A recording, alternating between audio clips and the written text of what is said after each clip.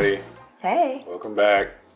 So we want to do a follow-up video for the one we did a couple days ago after, all the foolishness happened here in Ecuador with the takeover of the TV station and the government cracking down on the gangs and narco traffickers.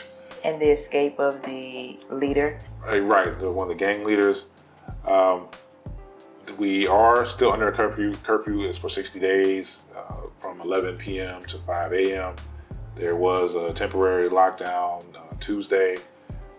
We were, as we said, we were at the mall and realized some weirdness was going on. I kind of knew what was happening. He knew. I did not. I was doing my regular, grocery shopping.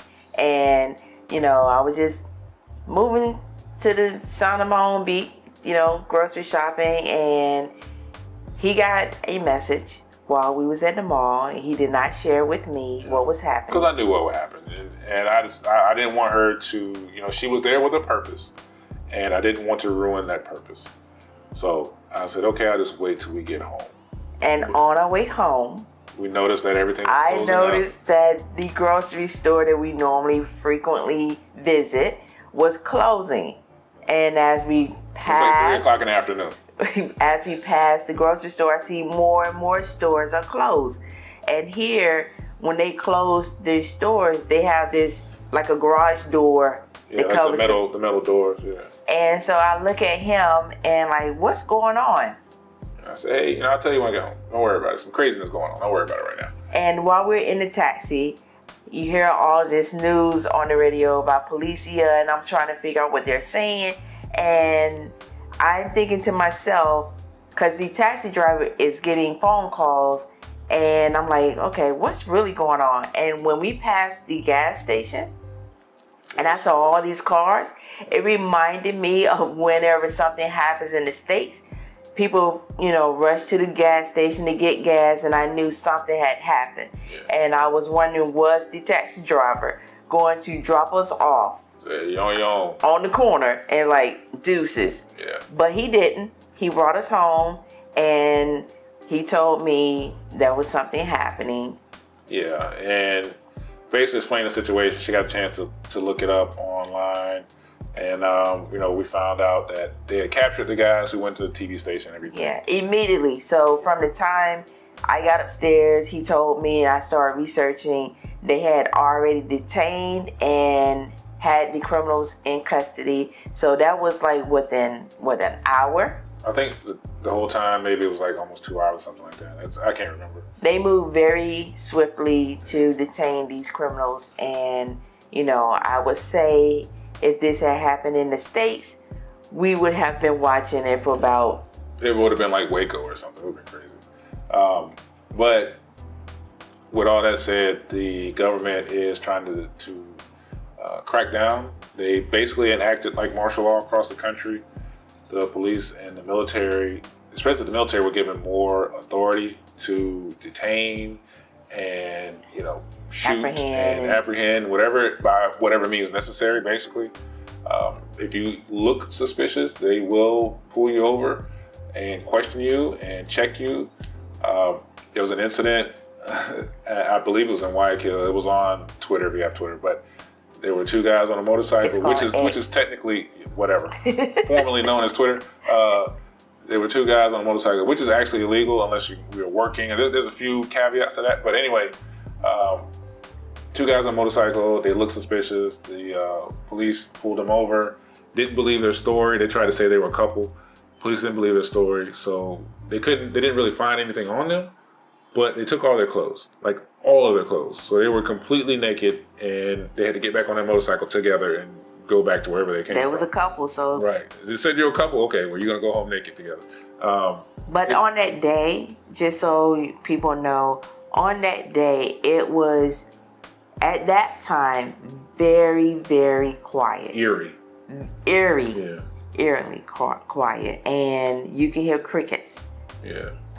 You hear dogs every now and then, but it was no one on the streets. Yeah, like even the dogs were quiet. I guess the dogs were quiet because there's nobody on the street. Right. There's nobody to bark at. They had no one to bark at. Yeah.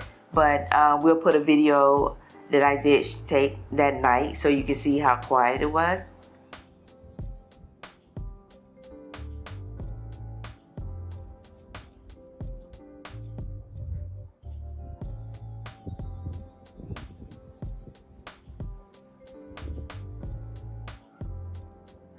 But it was peaceful, you know. It wasn't anything like, oh my gosh, or is doomsday coming? Yeah. But it was just far quieter than normal. So right. The people who complain about the noise here, I guess they might have really enjoyed it because it sounded like, you know, your typical neighborhood in suburbs, United States. It was just quiet. Yeah. And that's what the whole city sounded like, and it was really odd because that's just, you're not used to not having that background noise here. So the next day we decided to go out. You know, I needed to go to the local grocery store here. There was people out walking about while we were out, but not that many. And so it wasn't unusual because the beach is kind of empty too. Right, but we've seen where the beach did not have that many people when people are not here visiting for the weekend. So it's sort of like on a Wednesday when nothing is going on. During the off season. But this is like the season now. So like seeing it like that now is really odd. Yeah. And so, but people were still walking around doing things. There wasn't that many vendors out because normally it's a lot of vendors selling different things. Right. But then that's kind of because there weren't that many people on the beach. So there's like not a lot of people to sell to. So that makes sense. Yeah. So we went out today. We had to run a couple of errands, and you can see things getting back to normalcy. Few more cars, few more vendors, a little bit more people on the beach. More taxis. Yeah. Buses. The buses, they had stopped running that day as well. Yeah, for a few hours at least. Yeah. So transportation is back up and running. Just be careful. And we had some people come to Ecuador to visit, to scout out where they wanted to, I guess, you know, live or see how the country was. But unfortunately, that event happened. And I don't think it put a bad taste in people's mouth. I just think they're going to have more caution. Yeah. You know, which you should have caution anyway. You should move with caution throughout the country anyway. But there are some people who were coming to Guayaquil and they wanted to know where the flights suspended. The flights were still open and still running as normal. Guayaquil is a little more... It's a little more questionable. Like if you're coming here and you're coming to Guayaquil, like if you're coming by yourself, you don't really know the city, you're just going to be out doing random stuff, wouldn't suggest it. No. Really wouldn't. But if you come here to visit someone who knows the city, they know the area, you're probably just fine. It's not as dangerous as it's being portrayed on the news. I'm not saying it's not dangerous. There's no danger. I'm just saying that it's not the post-apocalyptic landscape that's being portrayed on the news. So if you decide against coming to Ecuador because of what happened, totally understand. Very understandable. Totally get it. And, you know, especially if you're by yourself traveling, that is totally understandable. Yeah. And it's even more understandable if you're traveling with kids.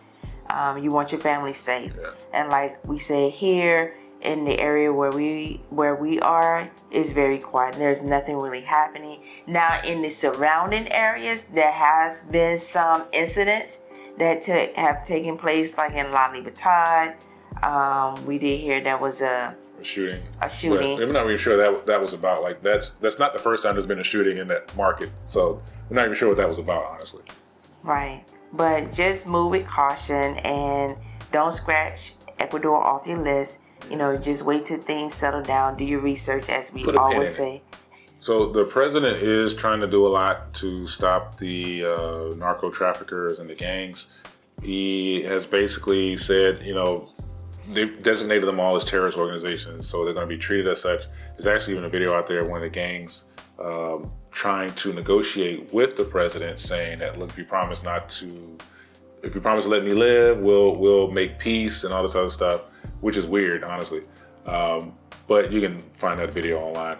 He is trying to do a lot of things. A lot of people in Ecuador really want the president to be more like the president of El Salvador, I believe it is, Bukele, who has cracked down on crime, built a huge prison, So they want more of that here. They're building a prison in Santa Ana and one in another province. So we'll see where that goes. And if you have someone you know that have boots on the ground, reach out to them. Let them give you updates. Yeah. You gotta remember, we have no stake financially or anything, whether people come here or not. We're just telling you what our experience is from our point of view. You can decide to listen or not. It's up to you completely. But like we said, we understand if somebody's discouraged from coming here. It's totally understandable, especially if you have a family. For people like us, it's less discouraging than maybe for others. But like she said, we totally get it. And if you want to know how we felt, I was a little nervous. I wouldn't say I was scared. I was just nervous because I didn't know what was going to happen next. And I know he was more concerned about me more so than what was happening because he can sleep through a war zone. So. Yeah. What's happening itself doesn't worry me. What worries me is that she's worried. So that's how my focus is. But I did feel completely safe. I will say that I did feel completely safe. I just don't like not knowing what's happening. That's just the control inside of me. Her very favorite question is why, and that's for anything. So if she doesn't understand what's going on, that could be a problem. A big problem. Yeah. But I did feel safe. Like I said, there was nothing going on here. But we do have friends who have family members in Guayaquil. They are safe. I know that's on their mind, but their family members are safe. We have friends in Manta. They are safe as well. We're watching the news. We're trying to see what's going to happen next. But things are getting back to normalcy. Yeah. Thank you for watching. Like, share, and subscribe. Please check out our merch channel. Our merch store. Buy coffee. It helps with the channel. We really appreciate it. Yes. So, thanks again, and we'll see y'all soon. Bye.